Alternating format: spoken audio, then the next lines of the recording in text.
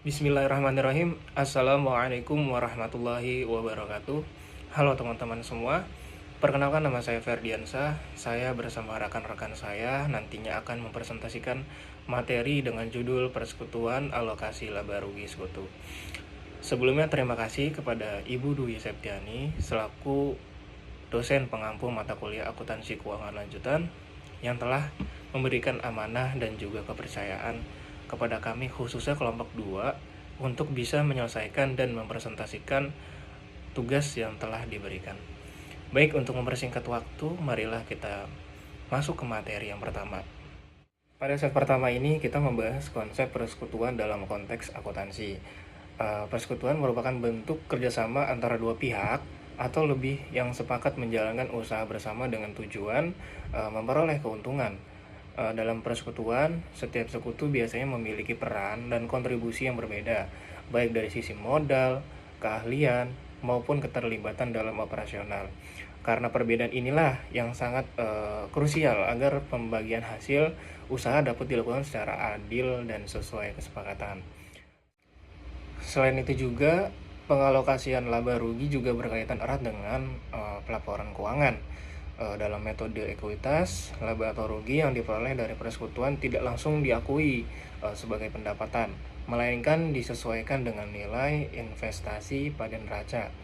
Hal ini bertujuan agar laporan keuangan mencerminkan kondisi ekonomi yang sebenarnya dan menunjukkan kinerja investasi secara lebih akurat. Nah, pada saat ini teman-teman kita akan membahas mengapa perjanjian pengalokasian laba rugi menjadi sangat penting dalam sebuah persekutuan.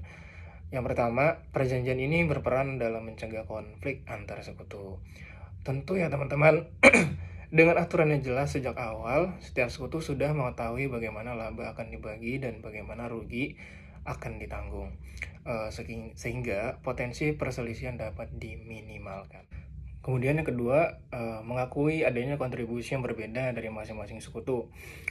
Ada sekutu yang menyetor modal lebih besar dan juga ada yang berperan aktif dalam manajemen, dan ada pula yang berkontribusi melalui keahlian tertentu. Pengalokasian laba rugi yang disepakati bersama memungkinkan pembagian yang lebih profesional dan juga adil. Kemudian yang ketiga, dari sisi akuntansi dan juga hukum, perjanjian ini memberikan dasar yang kuat dalam pencatatan keuangan dan perlindungan hukum bagi para sekutu. Jadi laporan keuangan ini menjadi lebih tertib dan dapat dipertanggungjawabkan. Selain itu juga secara hukum perjanjian ini menjadi pedoman. Terakhir, pengalokasian laba rugi juga berkaitan dengan kompensasi manajemen. Sekutu yang terlibat langsung dalam pengelolaan usaha dapat memperoleh imbalan yang sepadan dengan tanggung jawab dan kinerja yang mereka berikan. Mungkin itu saja yang dapat saya sampaikan, dan nantinya akan dilanjutkan oleh rekan-rekan saya. Kepada rekan-rekan saya, waktu dan tempat saya persilakan. Kenalkan, nama saya Muhammad Kesyaf Alsabila. Dasar-dasar pembagian laba rugi persekutuan, kontribusi modal, kontribusi usaha, dan kesepakatan bersama. Contoh pembagian laba berdasarkan rasio tetap. Contoh, terdapat 3 suku A, B, dan C. Rasio pembagian laba disepakati menjadi 50% untuk A, 30% untuk B, dan 20% untuk C. Perhitungan, jika laba bersih perusahaan adalah 100 juta, maka untuk sekutu A 50% dikali 100 juta hasilnya 50 juta. Untuk sekutu B 30% dikali 100 juta maka hasilnya 30 juta. Dan untuk sekutu C 20% dikali 100 juta maka hasilnya 20 juta. Pembagian berdasarkan saldo modal awal. Metode ini membagi laba dan rugi berdasarkan jumlah modal yang disetor oleh setiap sekutu pada awal persekutuan. Contoh kasus, persekutuan A, B, dan C memperoleh laba bersih sebesar 100 juta. Saldo modal awal per 1 Januari adalah sekutu A 200 juta, sekutu B 300 juta, maka total modal ialah 500 juta. Rasio modal awal, sekutu A 200 juta atau 500 juta sama dengan 40%, sekutu B 300 juta atau 500 juta jadi 60%.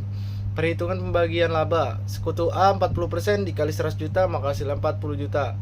Sekutu B 60% dikali 100 juta maka hasilnya 60 juta, maka hasil dari keseluruhan A dan B ialah 100 juta. Oke, baik. Perkenalkan, nama saya Mulia Ahmad Prayoga dengan nomor induk mahasiswanya 231011200670.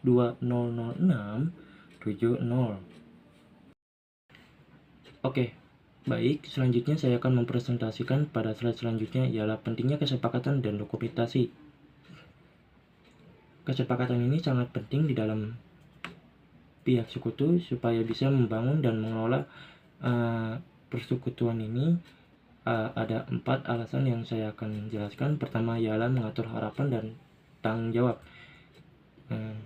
Jadi di sini dijelaskan kesepakatan ini menimbulkan harapan-harapan yang penting dan memberikan arahan terbaik pada pihak sekutu. Jadi para pihak sekutu itu bisa menjalankan tanggung jawab di dalam perannya dan juga memberikan kontribusi yang terbaik pada bisnis perusahaan tersebut. Oke, kemudian yang kedua ialah menghindari konflik dan perselisihan. Biasanya konflik itu terjadi adanya perselisihan di dalam anggota ya. Jadi gimana pun caranya para pihak sekutu itu bisa memberikan solusi atau antisipasi supaya konflik itu tidak terlalu panjang. Jadi supaya para pihak sekutu bisa menjaga amanah pada bisnis perusahaan tersebut supaya bisa berjalan dengan lancar dan efektif. Oke, yang selanjutnya ketiga, transparansi dalam pengelolaan. Kesepakatan ini bisa menimbulkan kepercayaan bagi para pihak sekutu. Dari harapan-harapan itu bisa memberikan kepercayaan supaya bisa menjalani dalam bisnis tersebut. Dari kontribusi yang dijalanin para pihak sekutu supaya diakui secara resmi. Terus selanjutnya ialah fleksibilitas dan penyesuaian. Ini alasan yang terakhir. Jadi di sini dijelasin kesepakatan ini mengikuti dari kebutuhan yang sering berubah-ubah. Jadi gimana pun kebutuhan itu bisa adanya perubahan, bisa mengalami perubahan dan harus bisa adanya kesepakatan di dalam pihak sekutu. Jadi para pihak sekutu itu bisa adaptasi dalam lingkungannya, diskusikan masalah-masalah apa saja yang terjadi dalam perusahaan tersebut dan bisa sepakat untuk saling menguntungkan para pihak sekutu. Oke, selanjutnya saya akan mempresentasikan yang terakhir ialah kesimpulan. Persekutuan ini ialah bisnis di mana laba rugi itu bisa menjadi tanggung jawab bersama di antara dua pihak atau lebih. Proses pengalokasian laba ini, pengalokasian laba atau rugi ini adalah aspek keuangan yang paling vital karena harus bisa dijelaskan secara rinci di dalam perjanjian persekutuan tersebut. Metode pembagian yang dipilih di dalam persekutuan tersebut ialah perbandingan modal atau kombinasi gaji atau bonus, harus mencerminkan kontribusi antara investasi modal dan jasa atau keahlian para pihak sekutu tersebut.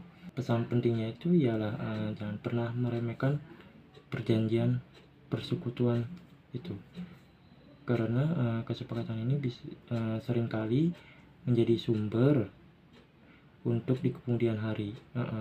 Pastikan semua itu rinci dalam laporan atau pembagian laba atau rugi. untuk bisa didokumentasikan secara tertulis, transparan, dan disetujui oleh seluruh para pihak sekutu di dalam bisnis perusahaan tersebut. Oke, baik, selanjutnya sudah tidak ada yang saya jelasin. Sekian, terima kasih pada kesempatan ini, dan juga terima kasih pada Bang Ferdi dan Bang Kesha yang sudah bekerja sama dengan baik membawakan materi ini secara rinci dan detail. Baik, saya akhiri pada kesempatan ini. Wabillahi taufiq hidayah. Assalamualaikum warahmatullahi wabarakatuh.